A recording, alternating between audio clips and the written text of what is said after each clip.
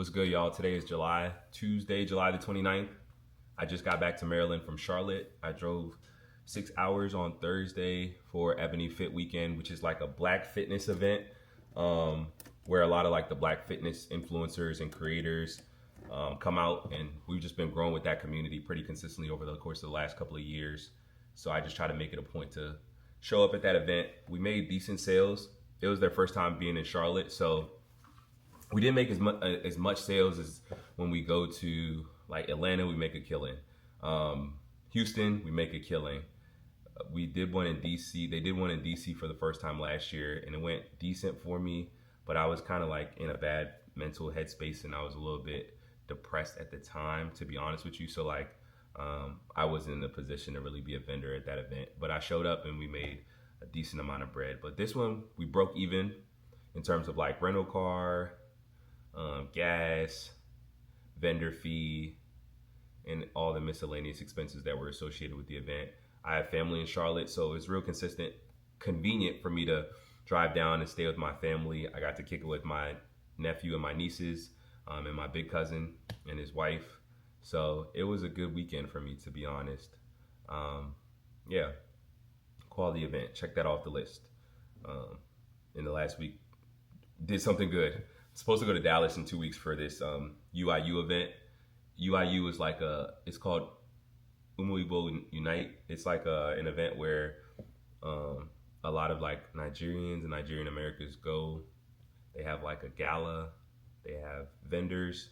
And one of the big things on my scorecard for this year was need to tap in with Black Run Clubs, need to continue to expand into Ebony Fit, need to continue to have more of a presence in the Gold's gyms, and Umu Igbo Unite was on the list too, of like a group of people, like young Nigerian American people that are my age would bang with the brand. So I was like, all right, I need to find a way to put myself in this. And this is their biggest convention. So I think this is a good opportunity for me to take the leap and go down there. It's a busy month for me, but I know that like I wrote this list at the beginning of the year. Here were my priorities. So it's just left for me to follow the plan with the confidence that when I sat down and planned this out earlier in the year, I had the presence of mind to know where I wanted to be and not focus on like the interminglings of what's going on right now. But yeah, so finna go to Dallas. It'll be good. I'm gonna lock that in soon. Feeling solid with the business right now. As I've said before, like this last week of July into August is always, in the past, every year, it's been like a period where like emotionally I'm rocky, mentally I'm rocky, and then in the business is always in chaos and turmoil around this time. But I'm feeling pretty solid right now. Of course, there's a lot of like things up in the air in terms of like, all right, are we going to meet our sales quotas? Are we going to be able to pay off our debt? Are we going to be able to plan forward enough into the future for like what the season is going to look like in Buffalo and the different products that we need to start purchasing to get ready for the fall and the winter and Black Friday and the holiday period? But I'm just going to follow the plan. Literally have all the events that we're going to do lined up. I have the products that we want to sell. We have inventory in this warehouse that's for the season, and also some of our best selling items. So my job is just to put those in front of more people and allow that to do what it do, because we've been in business for 6 years. So we built up a good following and a good audience of people, and I trust that those people are still interested in the products and services that we have to offer and the community that we have built and that we're going to continue to build into the future. So all the doubt, uncertainty, just let it go right over my head. Because regardless of whether I have self-doubt or not, the outcomes are going to be the outcomes. So I might as well be confident, even if it's foolishly confident, because that'll put me in a better position than if I'm doubting myself and the imminent future is already incoming. But the imminent future is incoming because of the doubt that then leads to actions out of fear as opposed to actions out of confidence. So yeah, that's just my stream of consciousness. I got a little rant. So one of the things that I've experienced while building this brand is I've worked with a lot of different people, companies, organizations, and the one thing that I've realized, bro, is like your own peoples don't bang with you how you think they're supposed to or how you hope that they would. And by your own peoples, so a lot of the organizations and groups, bruh, and brands, they really don't be want to collaborate with other people like like them. They feel like they're too good, or they feel like um, they're above their peers. And it's so interesting because me personally, I have the mentality where rising tide raises all boats. Even if someone might be at a lower level than me, or might be in a beginning phase, or have less of a following, or have less traction, I'm still gonna try to find a way to help them. Even if it's like, hey, we can't collaborate right now, but here's what you can do, or here are the resources, or here's an adjacent brand that I feel like would be a good fit for you guys, or here's some people that you should send this to. But like, bro, I'm gonna give you a specific example because not a lot of people watch this anyway, so I can just be honest. There's a run club in Charlotte, um, bruh, and it's a black run club, so predominantly black run club, right? And I've been reaching out to them for like a brick because, as you heard on my sheet, black run clubs was on my list of this year of things that I wanted to, groups that I wanted to really tap in with and grow the brand within. There's a run club I've been reaching out to for months, DMing them, commenting on their posts, like commenting on their Facebook group, emailing them, reaching out to the founder, no response. Then I finally found the founder's wife's, because she's the co-founder, found the founder's wife's Instagram, DM'd her. I said, hey, I would love to collaborate with you guys, or like, love what you guys are doing. You guys have a great community. I would love to find a way for us to work together, right? Bro, Shorty hit me with the coldest, the coldest, like, thanks for reaching out. We're like made some excuse, said we're getting ready for a big run right now. So we're not really looking to do any collaborations. Um, but thanks for reaching out. And I'm like, what does doing a run have to do with a collaboration? So I said, okay, cool. I completely understand. Would love to work with you guys in the future. Is there a way that I can set up and do a pop-up? I'm in Charlotte with all of my inventory. Can I come do a pop-up? I'll pay whatever price. I'll make sure that I'm out the way.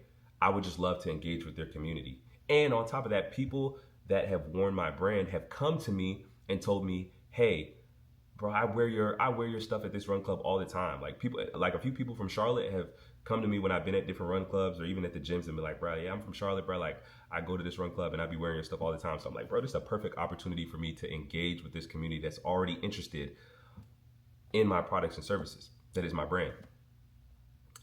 And she hit me with the, right now we're focused on our apparel and like our merchandise internally. Unfortunately, like, nah. And it made me think like that's such a scarcity mindset because one, they don't have their own apparel. They literally put their logo on Nike and sell it. So I'm like, why does me engaging with your community and your audience, not even for free, I want to compensate you. Why does that diminish what you're doing? You know what I mean? Like, isn't there a world where you can sell your merchandise and I can sell my merchandise and we both win? And like brands like this, it be a lot of black brands, bro. I'm not gonna hold you. A lot of these black brands, bro, or black organizations, they don't be wanting to bang with black brands. But then a Lululemon will come or a Nike will come, and there's someone on their rep team will DM the founder of the run clubs or the organization, and bro, they be jumping and doing hurdles to make sure that they're reposting, posting, making sure that Lululemon has a stand, making sure that Nike is everywhere. Because I know, of course, like the credibility is there, but I'm like, bro, if you really break it down to, you have this run club because you want to get more black people running and more people together. So like, these big brands don't care about you. You're literally just a speck on their balance sheet.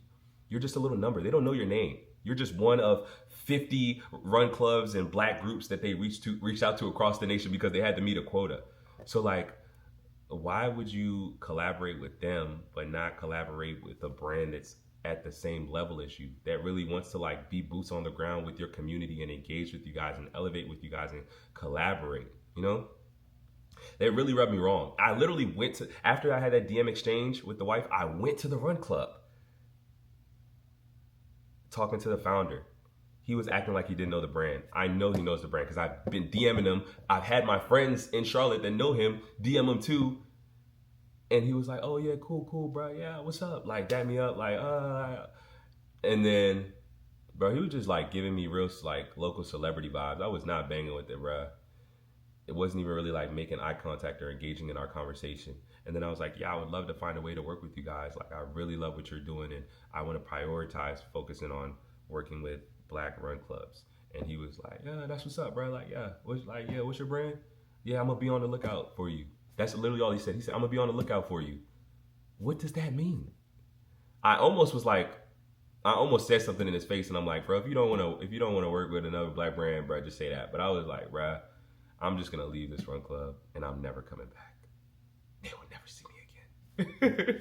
I literally was like, I was a little upset. I was with my friend, and she could tell my energy was off because it really just shook me. Because it's not the first time that this has happened.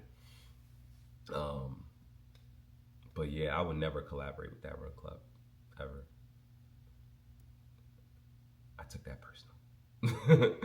I'm gonna find all of the Black run clubs that really bang with they, or that are open-minded, that want to work with us, and I'm going to work with them, and it's going to be great. We're going to highlight them. We're going to put money towards their causes. We're going to make collaborative clothing. We're going to sponsor their runners for races. That's what we're going to do. Yeah, that's what we're going to do. I was going to read you the DMs, but it's not even worth it to read the DMs. It was a bunch of malarkey. But yeah, that's my rant, man. All skin folk and kinfolk. We're going to keep building this brand for the culture, for the community. If you bang with us, you bang with us. Be the difference. Have a great day on purpose. And I'll catch y'all next week. Deuce.